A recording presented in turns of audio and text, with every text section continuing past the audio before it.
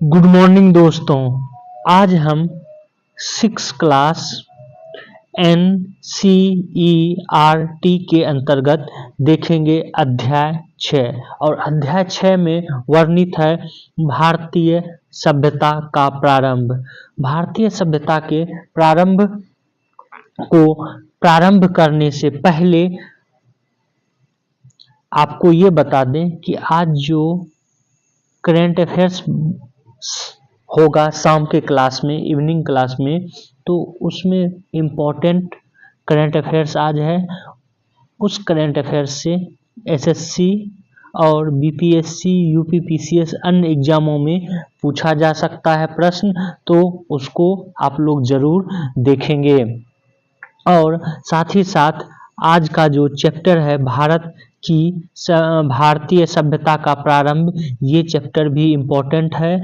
इससे विभिन्न एग्जामों में पूछा जाता है प्रश्न, जैसे सिंधु सभ्यता हो गया, उसके बाद जितने भी युग थे उस बीच में, उसके बारे में। जैसा कि हम प्रत्येक एनसीईआरटी चैप्टर के प्रारंभ में करते हैं, एक स्टेटमेंट दिया रहता है और उस स्टेटमेंट को हम बार बार ये कह चुके हैं कि इस स्टेटमेंट को यूपीपीसीएस और एसएससी जैसे एग्जामों में पूछा जाता है, तो आप लोग इस स्टेटमेंट को ध्यान में रखेंगे। और स्टेटमेंट है, भारत की सबसे प्राचीन सभ्यता जो हड़प्पा सिंधु अथवा सिंधु सरस्वती सभ्यता के नाम से जानी जाती है, वास्तव में कई मायनों में एक अनूठी सभ्यता थी। एक सम्यक रूप से संतुलित समुदाय रहता है जहां धनवान और निर्धन के बीच बहुत अधिक अंतर नहीं है। संक्षेप में, हड़प्पा के सामाजिक परिदृश्य में शोषण नहीं बल्कि आपसी सामंजस्य दिखाई देता है। ये था बीबी लाल का स्टेटमेंट, आप लोग जरूर ध्यान में रखेंगे। और इस चैप्टर के अंतर्गत हम लोग क्या क्या पढ़ेंगे उसको भी हम लोग जान लेते हैं। यह है, इस चैप्टर के अंतर्गत हम लोग पढ़ेंगे सभ्यता क्या है, दूसरा भारतीय उपमहाद्वीप की आरंभिक सभ्यता कौन सी थी, और तीसरा इसकी मुख्य उपलब्धियां क्या थी।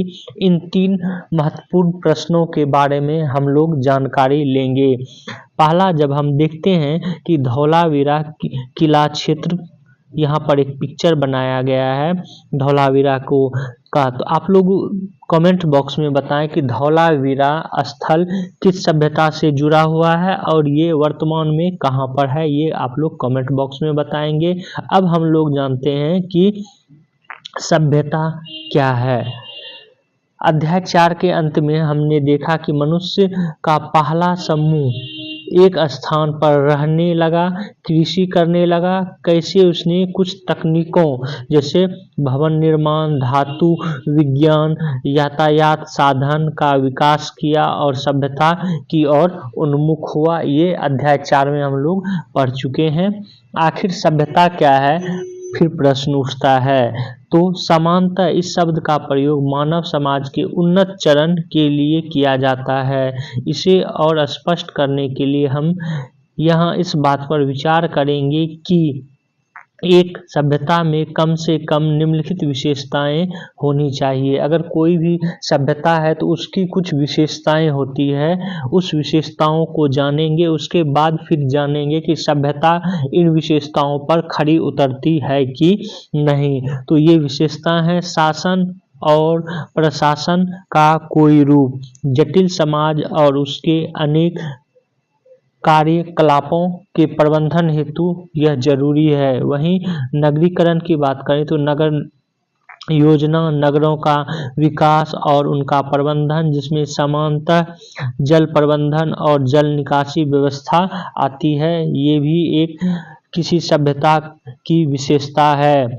उसके बाद विभिन्न प्रकार के शिल्प, कच्चे माल जैसे पत्थर और धातु का प्रबंधन और तैयार माल जैसे आभूषण और उपकरण का उत्पादन, व्यापार, सभी प्रकार की वस्तुओं के आदान प्रदान के लिए आंतरिक अथवा एक क्षेत्र के अंदर, एक नगर अथवा एक क्षेत्र के अंदर, और बाहरी दैट मीन्स दूरस्थ अथवा विश्व के अन्य भागों के साथ व्यापार किस प्रकार होता है, उस सभ्यता को जानने के लिए ये भी जरूरी तथ्य है।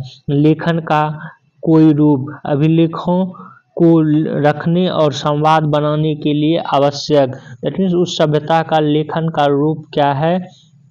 उसके बाद जीवन और विश्व के बारे में सांस्कृतिक विचार क्या है। दैट मीन्स कला, स्थापत्य, साहित्य, श्रुति परंपराओं और सामाजिक रीति रिवाजों के माध्यम से जीवन और विश्व की अभिव्यक्ति क्या है। उसके बाद कृषि उत्पादकता, जो गांव ही नहीं बल्कि नगरों को भी भोजन उपलब्ध करा सके। तो इन सब विशेष पहलुओं के अंतर्गत हम लोग सभ्यता की जांच करते हैं कि किसी सभ्यता का इसमें क्या योगदान रहा है।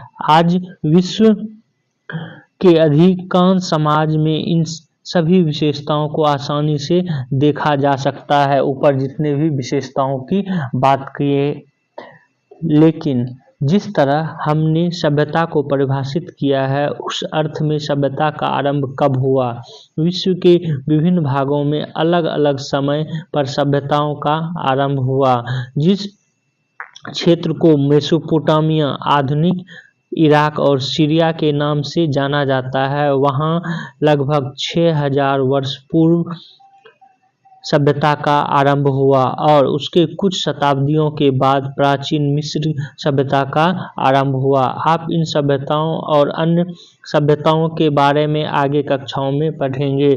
सही अर्थों में प्राचीन सभ्यताओं के बहुत बड़े योगदान और प्रगति के कारण ही मानव आज वर्तमान स्थिति में पहुंच सकी है। अब हम केवल भारतीय उपमहाद्वीप और उसके उत्तर पश्चिम क्षेत्रों पर दृष्टि डालेंगे, जहां से हमारी कहानी प्रारंभ होती है। दैट मीन्स हम लोग मेसोपोटामिया और मिस्र के बारे में आगे पढ़ेंगे। वर्तमान में जो है हम लोग भारतीय सभ्यता के बारे में पढ़ेंगे और भारतीय सभ्यता के अंतर्गत आता है कौन, सिंधु सरस्वती सभ्यता। तो जैसा कि ऊपर बताया गया, मेसोपोटामिया सभ्यता का आरंभ पहले माना जाता है, उसके बाद मिस्र सभ्यता का, उसके बाद सिंधु सभ्यता का। सिंधु सभ्यता के अंतर्गत हम लोग आज पढ़ेंगे संपूर्ण तथ्य। और सिंधु सभ्यता का समय 2600 से 1900 BC माना जाता है, ये रेखांकित किया गया है। अब ये देखेंगे कि गांव से नगर कैसे बने उस समय। तो पंजाब आज का भारत और पाकिस्तान में विभाजित था। ये याद रखेंगे आप लोग कि पंजाब की जब बात करते हैं तो पंजाब सिर्फ भारत में ही नहीं अपितु भारत और पाकिस्तान दोनों क्षेत्र में है। जब विभाजन हुआ था तो पाकिस्तान का पंजाब का आधा से ज़्यादा भाग वो चला गया था पाकिस्तान में, और वर्तमान में जो पंजाब है वो पंजाब रह गया भारत में। तो ये भी ध्यान में रखेंगे कि पंजाब भारत और पाकिस्तान दोनों में पड़ता है और सिंध अब पंजाब में पड़ता है कि विशाल मैदान को सिंधु नदी और उसकी सहायक नदियों से सिंचित करती है। सिंधु नदी ने इन मैदानों को उपजाऊ और कृषि के अनुकूल बनाया। इन मैदानों के पूर्वी दिशा में कुछ शताब्दियों पहले एक अन्य नदी सरस्वती हिमालय की तलहटी से हरियाणा, पंजाब, राजस्थान, गुजरात के कुछ क्षेत्रों से होकर प्रवाहित होती थी। 3500 ईस्वी पूर्व से इस पूरे क्षेत्र में गांव नगर में परिवर्तित हो गए और लगभग 2600 ईस्वी पूर्व से बढ़ते व्यापार और अन्य विनिमयों के कारण नगर महानगर में परिवर्तित हो गए। यहाँ पर आगे बात करें तो इस सभ्यता को पुरातत्ववेताओं ने सिंधु सभ्यता, हड़प्पा सभ्यता अथवा सिंधु सरस्वती सभ्यता जैसे नाम दिए हैं। हम इसी सभी नामों का प्रयोग करेंगे। इस सभ्यता के निवासियों को हड़प्पा या हड़प्पावासी कहते थे। यह विश्व का सबसे पुरानी सभ्यताओं में से एक है। इस विकास प्रक्रिया को भारत का पहला नगरीकरण भी कहा जाता है। तो ये ध्यान में रखेंगे आप। ये प्रश्न इससे पूछा भी गया है कि भारत का प्रथम नगरीकरण ये सिंधु सभ्यता के समय हुआ है। ये ध्यान में रखेंगे। द्वितीय नगरीकरण 6ठी शताब्दी ईस्वी पूर्व में भारत में आता है, तो इसके बारे में आगे चर्चा होगी। अभी इस तथ्य को ध्यान में रखना है, ये एक फैक्ट है जो कि पूछा जा सकता है। आगे है, ध्यान रखने के लिए यहाँ पर बोला जा रहा है कि वर्तमान में इस सभ्यता के निवासियों को हड़प्पाई या हड़प्पावासी क्यों कहते हैं। इसका सीधा सा उत्तर है कि लगभग एक शताब्दी पहले 1920-21 में हड़प्पा, आज के पाकिस्तान का पंजाब, इस सभ्यता से संबंधित पहला उत्खनित नगर था। यही कारण है कि हड़प्पा सभ्यता इसको बोला जाता है। आपको यहाँ पर इस तथ्य को क्लियर कट बता दें कि सारे इतिहासकारों ने मिलकर यह एक थ्योरी निकाली है कि अगर कोई भी सभ्यता हो, उसका जो पहला स्थान मिलेगा, पहला स्थान जिसकी खुदाई हुई है, उसी के नाम पर पूरे सभ्यता का नाम रखा जाएगा, अगर किसी तरह का कोई कंफ्यूजन हो। अब यहाँ पर कंफ्यूजन क्या हो रहा है कि प्रारंभ में इसको सिंधु घाटी की सभ्यता नाम से पुकारा जाता था इस क्षेत्र को, और इतिहासकारों में ये मत था कि सिंधु नदी के आसपास ही सारे स्थल विकसित हुए हैं। लेकिन जब उत्खनन हाल के वर्षों में हुआ तो ये देखा गया कि सिंधु नदी से इतर, दैट मीन्स सिंधु नदी से हटकर वर्तमान भारत के क्षेत्र में बहुत सारे सिंधु सभ्यता के स्थल मिले हैं जो कि सिंधु नदी से हटकर है। इसीलिए क्या किया गया कि इस सिंधु घाटी सभ्यता का नाम अब हड़प्पा सभ्यता रख दिया गया, क्योंकि हड़प्पा स्थल की पहले खुदाई हुई थी 1920-21 में। समझ में यहाँ तक आप लोगों को आ गया होगा कि सिंधु सभ्यता को अब हड़प्पा सभ्यता क्यों बोला जाता है, क्योंकि सिंधु नदी से हटकर बहुत सारे स्थल सिंधु सभ्यता के मिले हैं। आगे देखते हैं कहाँ कहाँ पर मिले हैं उसके बारे में। जैसा कि हम पहले भी कल के वीडियो में भी बताए थे, हिंदू कुश पर्वत यहाँ पर है पाकिस्तान अफगानिस्तान के क्षेत्र में। उसके बाद हिमालय आप देख सकते हैं, और उसके बाद यहाँ पर पाकिस्तान में सुलेमान श्रेणी है, और इन्हीं और गंगा नदी के बीच जो है बहुत सारे स्थल सिंधु सभ्यता के विकसित हुए। उसके अंतर्गत आप देख रहे हैं मांडा, ये जम्मू कश्मीर में है जो कि सबसे उत्तरी स्थल है। वहीं पर आप देखेंगे कि यहाँ बालाकोट और मोहनजोदड़ो, डाबरकोट, ये सारे स्थल पाकिस्तान में है, और हड़प्पा स्थल ये भी पाकिस्तान में ही स्थित है। और देखेंगे इधर राखी गढ़ी जो कि कहाँ पे है, हरियाणा में है। बनवाली ये भी हरियाणा में है। कालीबंगा राजस्थान में है। फरमाना ये उत्तर प्रदेश में है, और उत्तर प्रदेश में सबसे जो है दूरस्थ ये है आलमगीरपुर। ये भी आपको ध्यान में रखना है। पूर्वी स्थल जो है आलमगीरपुर है। और आप यहाँ पर देख सकते हैं कि लोथल गुजरात में है, धौलावीरा गुजरात में है, नागेश्वर गुजरात में है। ये सारे स्थल पूछे भी जाते हैं कि ये किन जगहों पर है, किन राज्यों में है, तो आप लोग इसको एक बार पॉज करके सही से देख लेंगे। जैसे चहुंदारो ये राजस्थान में है, तो ये आपको काम देगा। आगे देखते हैं हम लोग, यहाँ पर मिलान करने के लिए कहा जा रहा है। अब देखते हैं हम लोग सरस्वती नदी के बारे में। सिंधु और उसकी 5 सहायक नदियों को दर्शाया गया है, जैसा कि अभी ऊपर देखें मैप में। मोहनजोदड़ो और हड़प्पा जैसे नगर इन नदियों के किनारे विकसित हुए। सरस्वती नदी जिसे आज भारत में घग्गर और पाकिस्तान में हाकरा के नाम से जाना जाता है कि किनारे भी अनेक पुरास्थल मिले। आज यह एक मौसमी नदी है जो मात्र वर्षा ऋतु के दौरान बहती है। सरस्वती नदी का वर्णन सबसे पहले प्राचीन ग्रंथ ऋग्वेद में मिलता है। इसके बारे में हम अध्याय 7 में पढ़ेंगे। ऋग्वेद में सरस्वती को एक देवी और पार्वती से निकलकर समुद्र तक बहने वाली पर्वत से निकलकर समुद्र तक बहने वाली एक नदी दोनों रूपों में पूजा गया है। बाद में ग्रंथों में इस नदी के सूखने और अंततः लुप्त हो जाने का वर्णन भी मिलता है।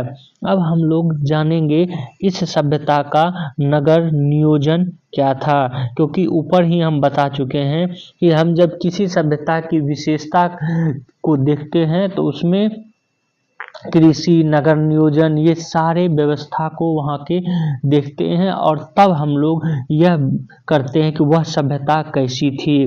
तो नगर नियोजन की बात करें, हड़प्पा और मोहनजोदड़ो की, जो कि अभी पाकिस्तान में है ये दोनों स्थल, इस सभ्यता के सबसे पहले 2 नगर हैं जिनकी खोज लगभग 1 शताब्दी पूर्व 1924 में की गई थी। हालांकि 1921 और 1922 ये 2 आपको ईस्वी देखने को मिलता है इसकी खुदाई का। सिंधु नदी के मैदान में बहुत से पुरास्थल मिले, जिसके कारण इस सभ्यता को आरंभ में सिंधु घाटी सभ्यता कहा गया।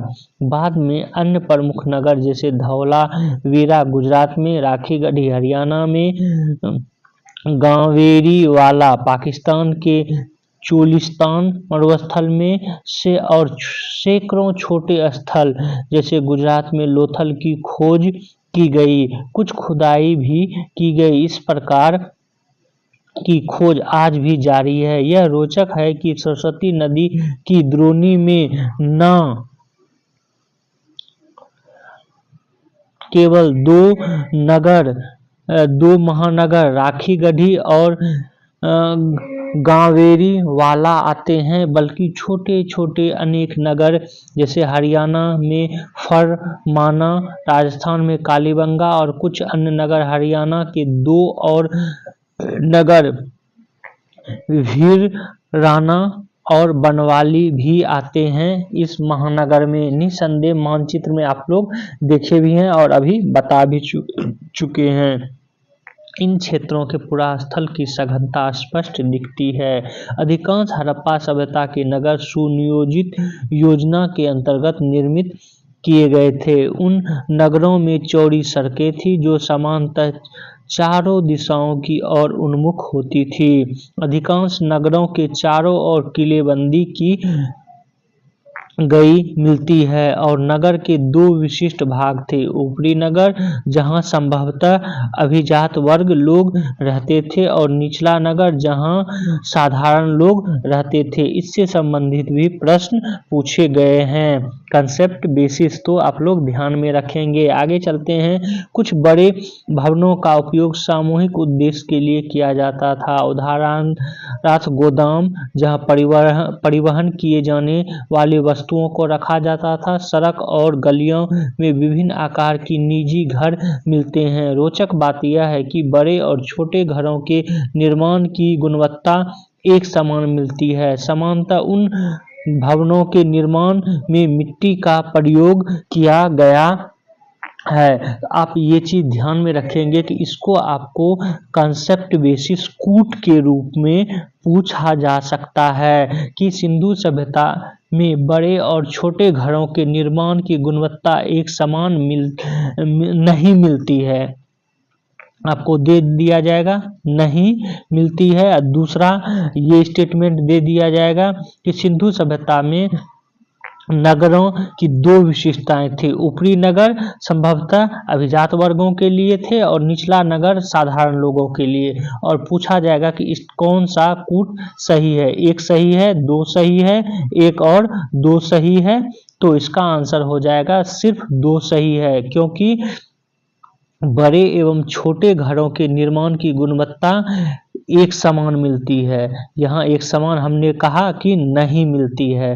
तो इस तरह का आपको कूट के माध्यम से प्रश्न पूछा जा सकता है, तो इस स्टेटमेंट को ध्यान में रखेंगे। आगे देखते हैं, कुछ संरचनाओं के निर्माण का उद्देश्य आज भी चर्चा का विषय हो सकता है। मोहनजोदड़ो का प्रसिद्ध महान स्नानागार एक छोटा और विस्तृत स्नानागार है जिसका आकार 12 × 7 मीटर है। सबसे ऊपर जमाई गई ईंट पर जल रोधक सामग्री की परत चढ़ाई गई है। स्नानागार के चारों ओर छोटे छोटे कमरे मिलते हैं, उनमें से एक कमरे के अंदर कुआं मिलता है। समय समय पर स्नानागार के पानी को खाली करने के लिए कोने में एक नाली भी है। इस स्नानागार को स्वच्छ पानी से समय समय पर भरा जाता था। तो आपको याद रखना है कि महान स्नानागार कहाँ पर मिला है, मोहनजोदड़ो से मिला है, और उसकी खासियत क्या थी वो अभी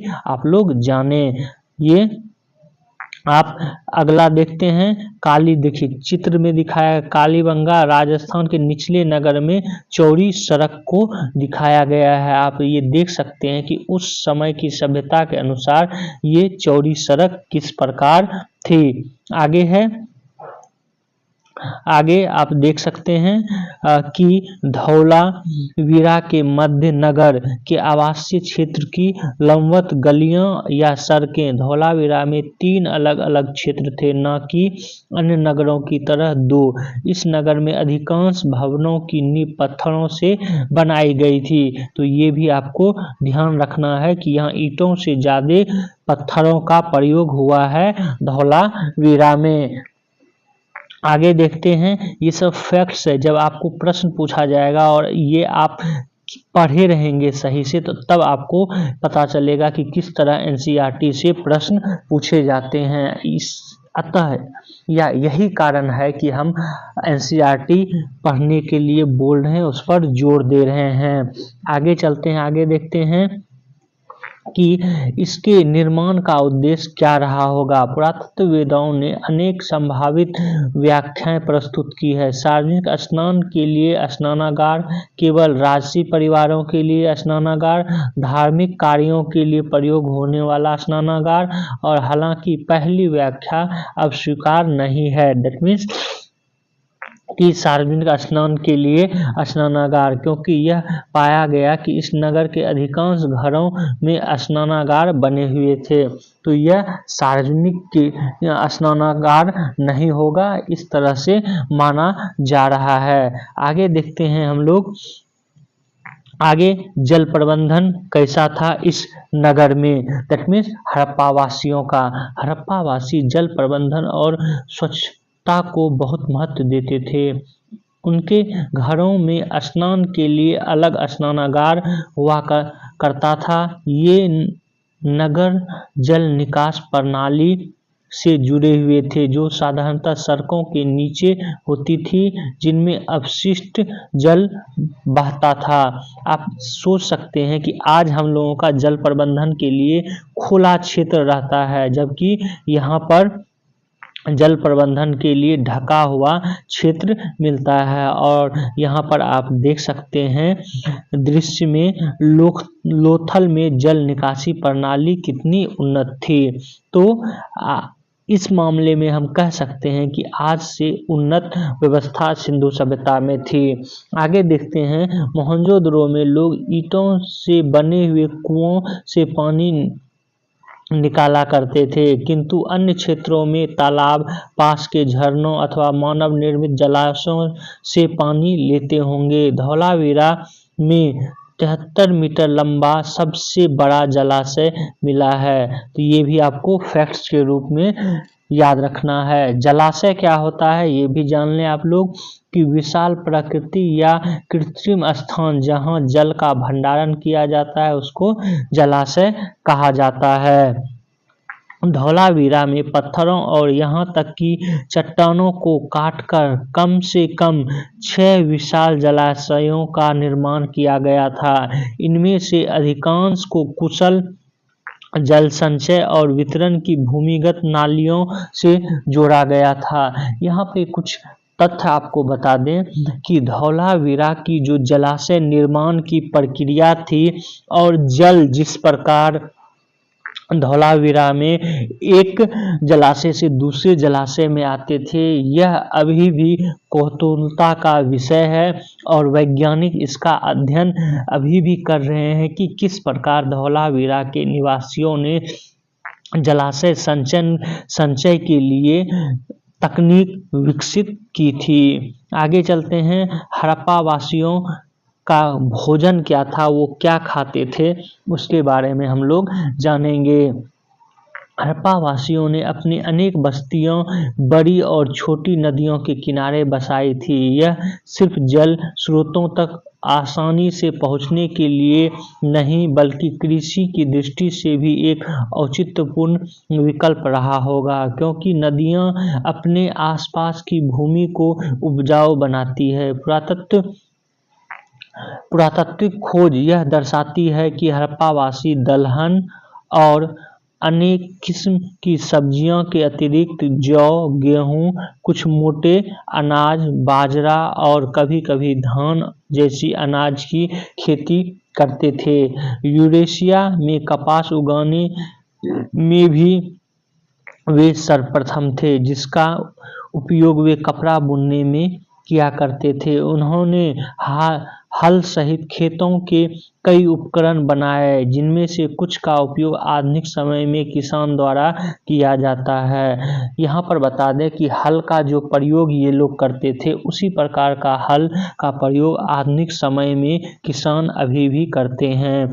और ये एज ए फैक्ट्स आपको याद रखना है, मिट्टी से निर्मित हल का लघु प्रतिरूप कहाँ से मिला है, तो हरियाणा के बनवाली से मिला है। इसको आपको याद रखना है एज ए फैक्ट्स। आगे देखते हैं, यह गहन कृषि गतिविधियां सैकड़ों छोटे ग्रामीण स्थलों अथवा गांव द्वारा संचालित की जाती थी। अभी की तरह तब भी ग्रामीण क्षेत्रों से पर्याप्त कृषि उपज प्रतिदिन उपलब्ध होने पर ही नगर जीवित रहते थे। हड़प्पा वासियों ने मांस के सेवन के लिए अनेक पशुओं को पाला और मछलियों के लिए वे नदियों एवं समुद्रों पर निर्भर रहते थे। खुदाई में बड़ी संख्या में पाए गए पशुओं, हड्डियों और मत्स्य जीवों से पता चलता है। हड़प्पा वासियों के खाने पकाने के पात्रों में क्या होता था। मिट्टी के पात्रों की वैज्ञानिक जांच से कुछ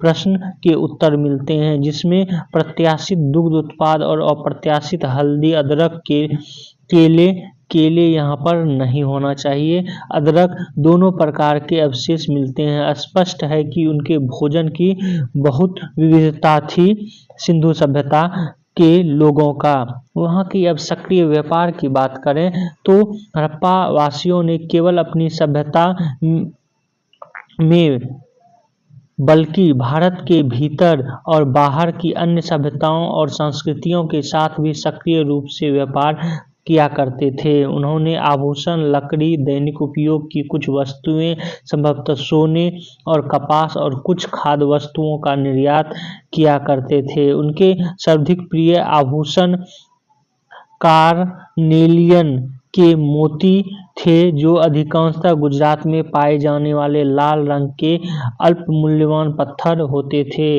हड़प्पा के कारीगर ने उनमें छेद करने की तकनीक भी विकसित की थी, ताकि धागे को डालकर उन्हें तरह तरह से सजाया जा सके।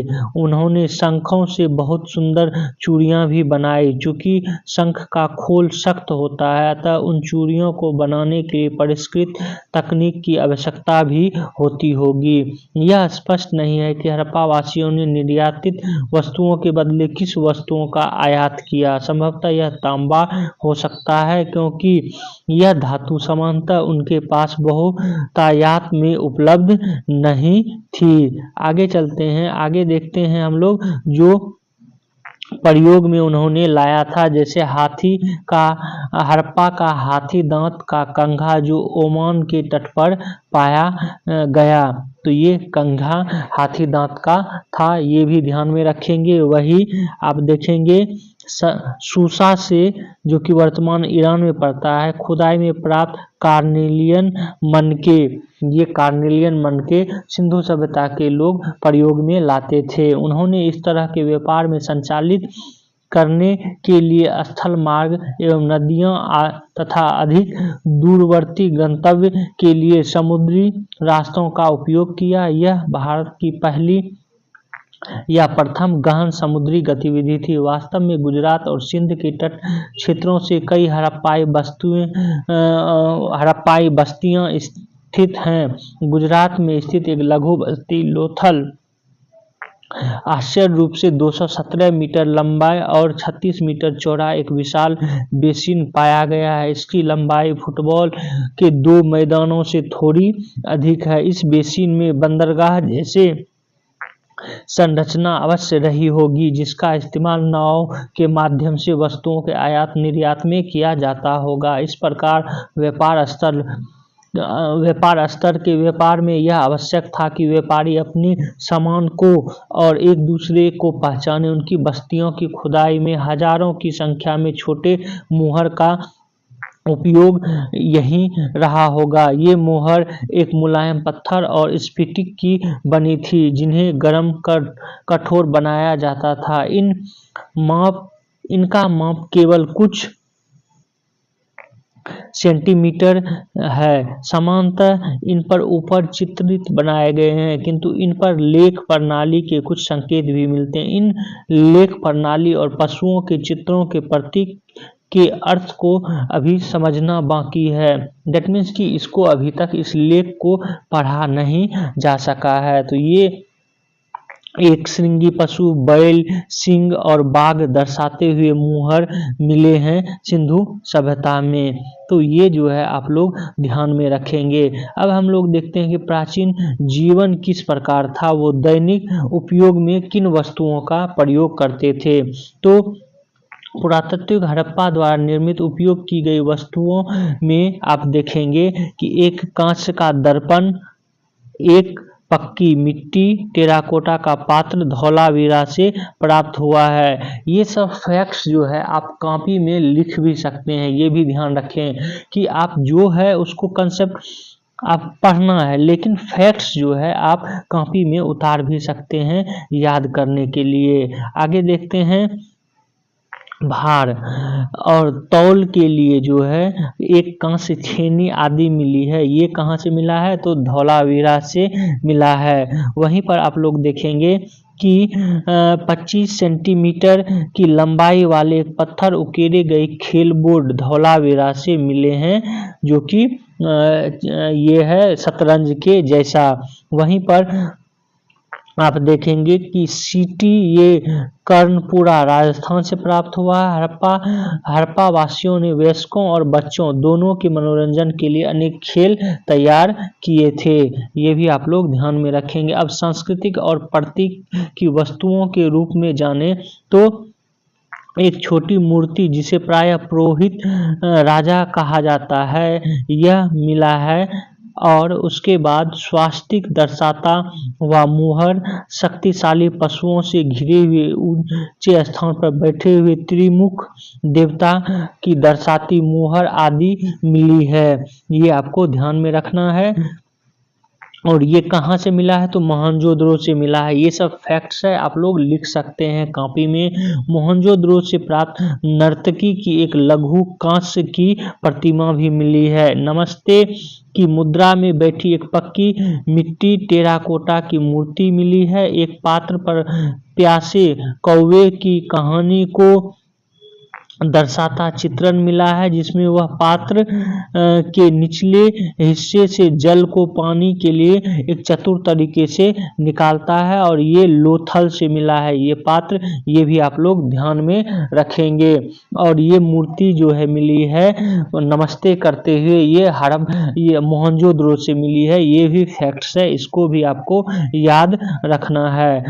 आगे देखते हैं हम लोग अंत अथवा नई शुरुआत। 1900 ईस्वी पूर्व के आसपास इस सिंधु सभ्यता की सभी उपलब्धियों के बावजूद उसका ह्रास हो गया। इसके नगर एक के बाद एक खाली होते गए। यदि कोई निवासी वहां रहे भी तो उन्होंने परिवर्तित वातावरण में ग्रामीण जीवन शैली को अपनाया। ऐसा प्रतीत होता है कि पूर्ववर्ती सरकार या प्रशासन अब विद्यमान नहीं रहा। धीरे धीरे हड़प्पा वासी हजारों नहीं तो सैकड़ों की संख्या में छोटी छोटी बस्तियों में बिखर गए। इस सभ्यता के पतन के क्या कारण थे? पुरातत्ववेताओं ने इसके अनेक कारण बताए। बहुत समय पहले यह सोचा गया कि युद्ध या आक्रमण ने इन नगरों को विध्वंस किया होगा, लेकिन युद्ध और आक्रमण के कोई निशान नहीं मिलते। जहां तक प्रमाण की बात है तो हड़प्पा वासियों ने वास्तव में कभी भी कोई सेना या युद्ध के हथियार नहीं रखे थे। ये भी फैक्ट्स है, ये भी याद रखना है। यह अपेक्षाकृत एक शांतिपूर्ण सभ्यता प्रतीत होती है। वर्तमान में दो कारण पर सहमति है। पहला कि 2200 ईस्वी पूर्व में विश्व को अत्यधिक प्रभावित करने वाले जलवायु संबंधी परिवर्तन से वर्षा की कमी और शुष्कता की स्थिति उत्पन्न हुई और इसने कृषि कार्य को अधिक कठिन बनाया होगा और नगरों की ओर खाद्य आपूर्ति में कमी आई होगी। दूसरा, सरस्वती नदी के मध्य बेसिन सूख गया। वहां कालीबंगा, बनवाली जैसे नगर अचानक छोड़ दिए गए। इनमें से